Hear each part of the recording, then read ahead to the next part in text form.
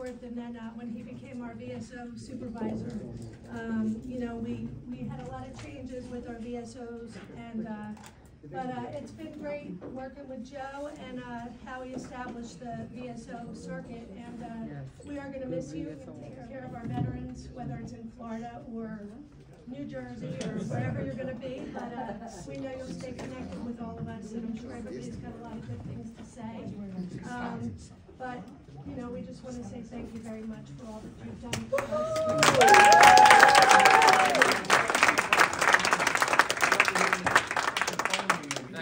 Kind words here, Patty. After everybody eats, I've got some words I want to say. So I'm going to miss you all for one. He's not retired. He's not retired. Yeah, I'll do my retirement letter. So. You're coming back from retirement. That's it. Better late than never. Silly Smith, everybody. He's our VSO up in.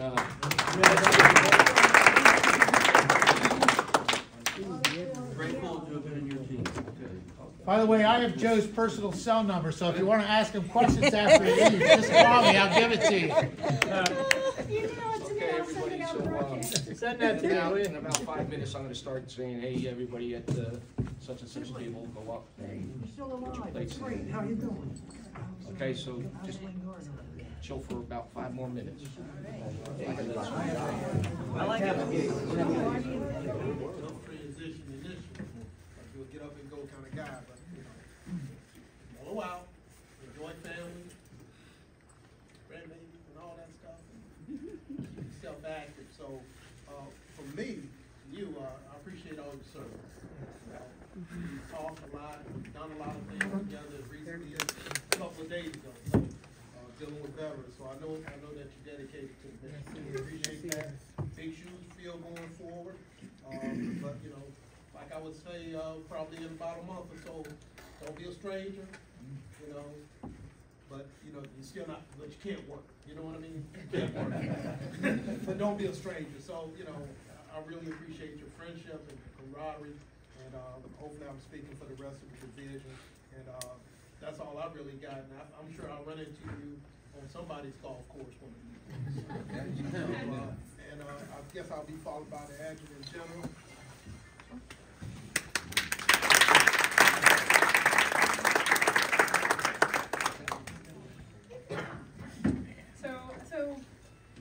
I haven't known Joe as long, so I came to the department in 2018, but Joe was one of the first people I met, and from day one has been so supportive and just one of those guys that does anything for anybody, and truly appreciated. I hear so many good things about the work you do, and I'm just truly grateful for you and your service and everything. So I'm happy for you, but I'm sad for us because you're just such an important part of our Moffin family. So we'll truly be missed, and like Walter said, stay in touch. You know, we'll have to hang out on off hours. Okay. Yeah, exactly. And all that kind of stuff. But I have a little something for you. This is a little framed letter from me. So, dear Mr. Bucco, congratulations on your retirement from the New Jersey Department of Military Veterans Affairs after over 21 years of faithful and dedicated service. Since November 27, 2001, you've worked with the utmost dedication, loyalty, and professionalism in this division, starting as a provisional VSO3 and working up to the state supervisor as a VSO1. Your tireless efforts to assist the veterans of New Jersey and their families in obtaining benefits to which they are entitled have exemplified the mission of this department. As you begin the next chapter of your life, I join with your family, friends, and colleagues in wishing you good luck, health, and happiness in your retirement years.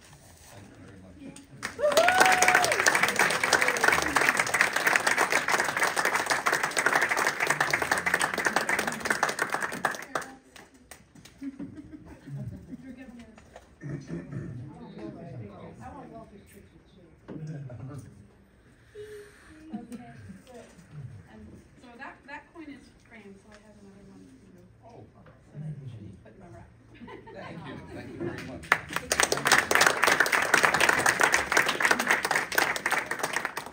Well, we've got a lot of people to thank because you don't get where I'm at today without the support of a lot of people. But Walter mentioned that we go back a long time. In fact, this is not just the end of my 21 years as a veteran service officer. I started my career here at the MAVA about the fall of 1980. I had returned from the infantry officer basic course, and it was mid-semester. And so I had nothing to do, really. And my OCS classmate, I thought he was going to be here today, Mike DeRisen, had gone off to his infantry, he was an artillery guy.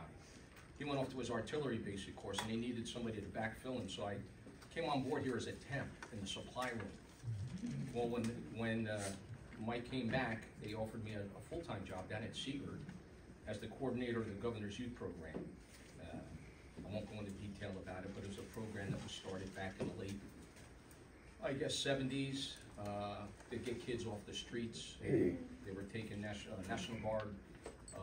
Soldiers were acting as counselors. And I did that for a couple of years, and then I ended up going over on the federal side as a training officer in the 2nd and 14th Infantry, and had the pleasure of serving under Major General Garrett when he was the Lieutenant Colonel Garrett and our battalion commander, and I was his S1. Rapid, going forward, I served in several positions in the Guard and then retired in 2000, as a Lieutenant Colonel from the AGR program. Had a short break there for a few months, and I was selling life insurance for New York Life, and I was going after the military market. And one of the individuals, if you all know or remember, Joan Edwards, used to work in our state approving agency upstairs. She had worked for me in the IG office, along with Michelle Thomas, the IG officer. Michelle was a one-officer candidate then, and made it up to CW5, and that's congratulations to you for that achievement.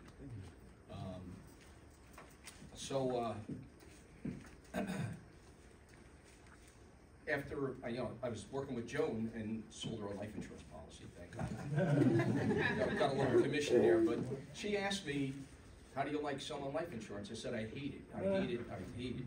I was spending more time away from home than I was when I was in the Guard full time. I mean, you go after the married couples, and you got to sit down with them at night after dinner or on weekends. So I was away from home more than one weekend a month I did with the Guard. So she said, well, we're looking for some veteran service officers. We have 3 positions open. So I applied, was interviewed. Bill McDonald and I started at the same time. And, we're provisional VSO3s, and then made it up to VSO2. I was working in Patterson, and an opportunity came for me to go work in the regional office at our liaison office, which is where everything happens. Working at the regional office, that's back in the days when they still had folders, claim folders, and the basement of the regional office was wall-to-wall folders, cabinets, filing cabinets. Now everything is digitized, and I got to say, it's one good thing that came out of the COVID is now we're all able to do our hearings and our meetings virtually, on our laptops, and it saves time and it saves money.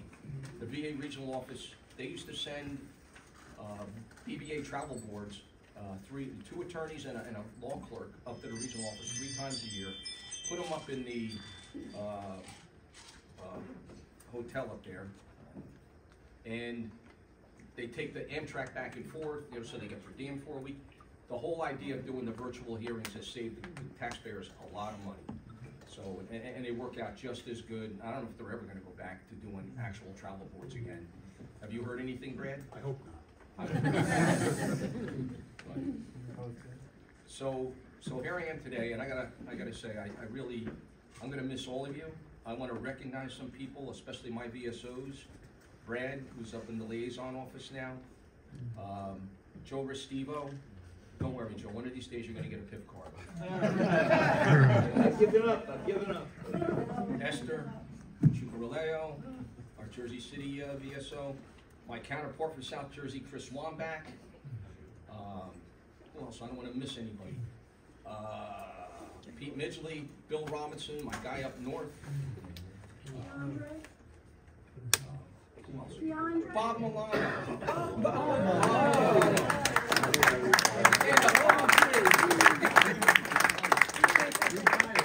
Retired. Bob, how many years were you a VSO? 38 years and 10 months. Retired. In spite of what they say, I still have maintained a certain degree of sanity. Pete Midgley, where are you? Wave your hands. Okay, Pete, Asbury Park. And also gotta say, Sibley, DeAndre, Gurley, Rita, who worked for me in Asbury Park. Great lady, God bless you. I'm afraid I'm gonna forget people, and I don't wanna forget Cindy Barnes. We're doing this.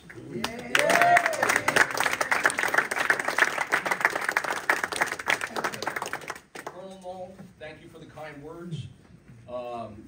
You know, I mentioned to you more than once how I thought you were a great leader, and I would follow you anywhere, and you're like looking at me like, oh yeah, what, where's the knife, where's the knife, you know. But you are a good man, and I love working for you. Patty, we've known each other a long time. We used to see each other on the beach down at Seagirt. It's been a long time since I've been to the beach at Seagirt. And General Garrett, good old friends.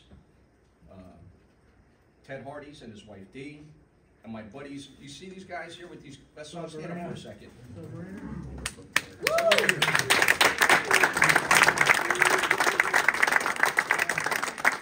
belong to this organization called the USSVI, United States Submarine Veterans Incorporated. Okay, let's go ahead. Ladies and gentlemen, I'd like to welcome you to Joe's retirement. See, very good people know Joe before he got that heavy National Guard scrambled eggs. He used to pilot the submarines. Right. He entered the Navy in 1973, and he qualified on submarines in 1975. And he was what's called a storekeeper, second class, I guess, in the Army and National Guard. He could be a quartermaster. Some people say you have to be crazy to be aboard submarines. So you have to look at Joe and ask yourself, where would a person go in a 300-foot tube that goes under the water with no windows that could run into a mountain under the water? So we'd like to wish Joe and Donna what they say in the Navy is fair winds and following seas. Thank you.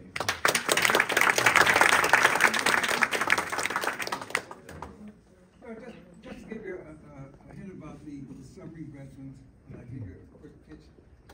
A lot of people don't realize that the submarines that we enjoy that defend us today were actually started in New Jersey. The first submarine that the United States Navy bought was in New Jersey, and the guy by the name of John Holland, he mastered his craft on the Passaic River right in Patterson.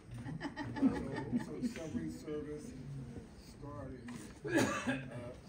Another unknown fact that people don't realize that during World War II, our country lost 52 submarines.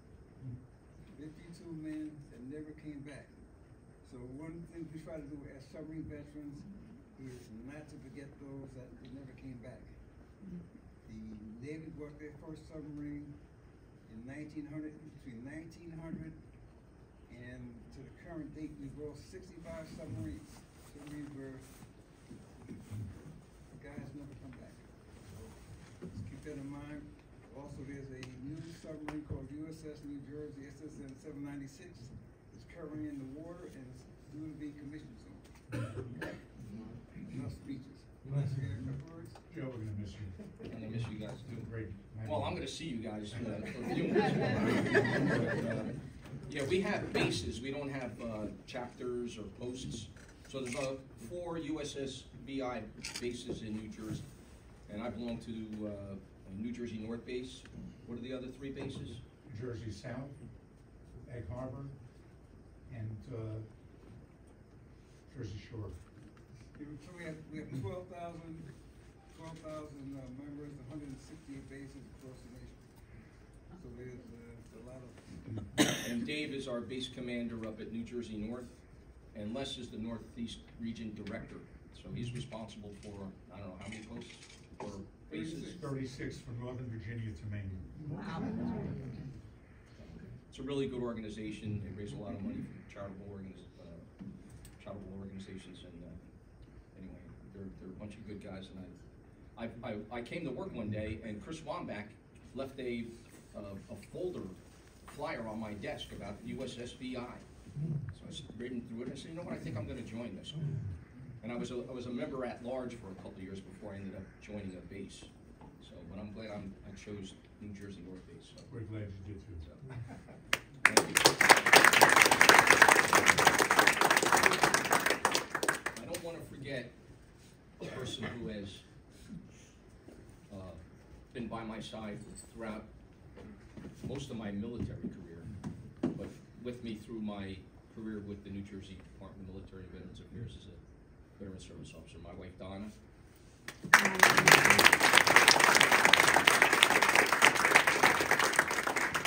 So, as I close this page to this chapter of my life, I look forward to spending some good quality time together. You're here. Before I get all choked up, I want to thank you all again for coming. And if Paul Kale, I want to recognize you. I didn't do it. Paul has got the toughest job. Oh, yeah, you did. Paul has to answer 1-800 number. God bless you. And I know when I see my phone ringing and it's Paul Kale, I'm like, oh. Another problem. But Paul, you do a great job, and gonna miss you big time. We'll miss you too. Anybody got to say anything about me? Are you gonna tell them a story about the rain? As Joe said, we've been together 1980, somewhere in there. Yeah. Joe was my, I think you were a second lieutenant actually. Back then I was. Yeah. He was my training officer, and we were in Long Branch, and the old Long Branch Armory, like where Rooney's is now, for those of you who know the area. And we were right on the water. We were 50 feet off the water, actually, until the big storm took us out. But my window, the commander's window, was on the corner, and one window faced the ocean, and the other faced a little bit south. And one day, one evening, I'm sitting in there doing something, and Lieutenant Bucco comes running in. He says, "Sir," he says, "you gotta come. You gotta look out there. You gotta see this." I said, "What's up, dude?" I mean, he was really hyper, you know. Submarines, when I get hyper, I get scared. I'll tell you. I couldn't imagine doing what you guys did. I'll tell you. But anyway, I get up, I go over to the window. He says, "It's raining on one side and it's not raining on the other." I said, "This is amazing. It's raining over here and it's not raining over here." So I look out, and sure as hell, it's pouring over here on the window. And I look out the other corner, and there's no rain. And then I look down, there's a lawn sprinkler.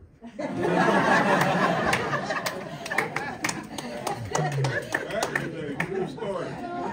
To this day, if I didn't tell him that it was a lawn sprinkler, he still think he saw an act of nature. But we had a lot of fun together. And I just want to say, you helped me, you've helped an awful lot of people, probably more than we all know together.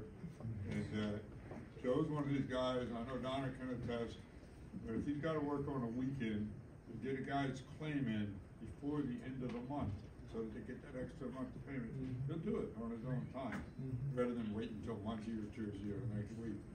And he answers it all, and if he can't answer the question himself, he'll get you an answer. So I don't know of anybody that's been more true to the job and to the organization, most importantly to our veterans. So, congratulations.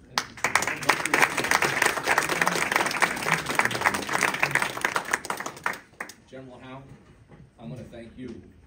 And like I said, I'm not worried about the department. I think you guys got a great team between John Langston and HR, pulling in a lot of good people. They're doing an outstanding job. New Jersey Healthcare Services are getting better. I know we're doing a lot of work there. I think we get some bad press, but I believe given time there, Rochelle's going to straighten that all out. Our SAA, State Approving Agency, got another good director there. So I'm leaving you all in good hands. I have nothing else to say.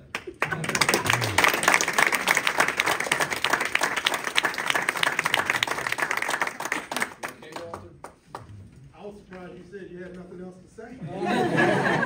I can find something to give me a chance. Give me a couple minutes. My wife would say, I'll talk to the wall. I go around the state and I run into people everywhere I go. She's just amazed, you know, I know this guy, you know, but it happens. Yeah, I for one, I never really liked Joe Bucco. Got a kind of attitude about it. You know what I mean? It's a Jersey. No, actually, he's one of the few guys I know. Everybody likes Joe Bucco. Yeah. You go somewhere with him, and he's walking along, and some guy comes along and says, "Hey, aren't you Joe Bucco?" And he ends up knowing half the state and being liked by half the state. It's just amazing, you know, his personality and everything that happened. And with regard to, you know, he was always proud of his National Guard service, and he'd talk about the Army, talk about working at Long Branch, and lo and behold, I find out that he started out as a squid. Just like that. So that's why I gave him that pamphlet. I also, I don't know where I got it. It was a book cover with a submarine on it. I ended up posting it in his office because I wanted him to be as proud of his Navy experience as he was of the National Guard. And of course he was. He just, that was more recent. We're all creatures of the Guard. No offense to you olive green people.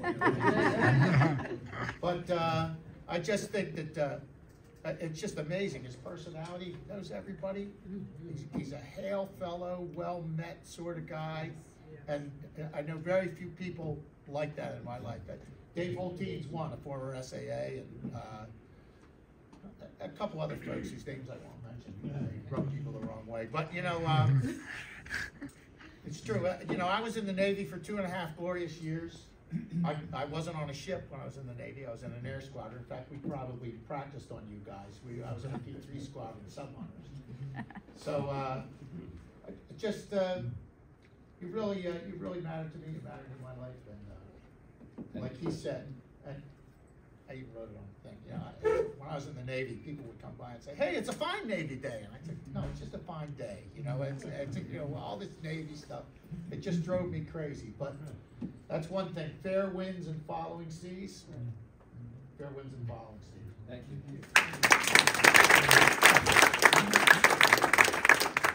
I'd like to mention, so we love to be called submarines now because it means submarine qualified till I die. Thank you for coming.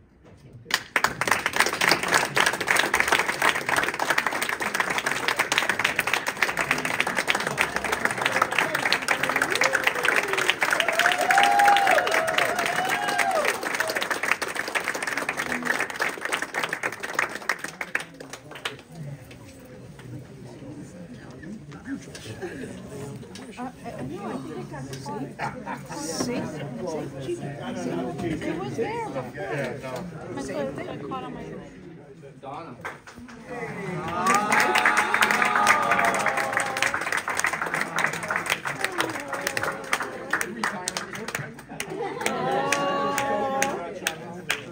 Now you have him 24/7.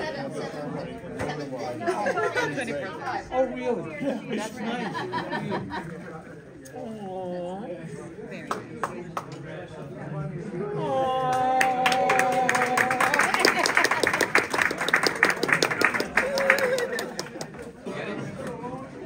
I was waiting for the flag. I like them. Make sure he gets the picture. Very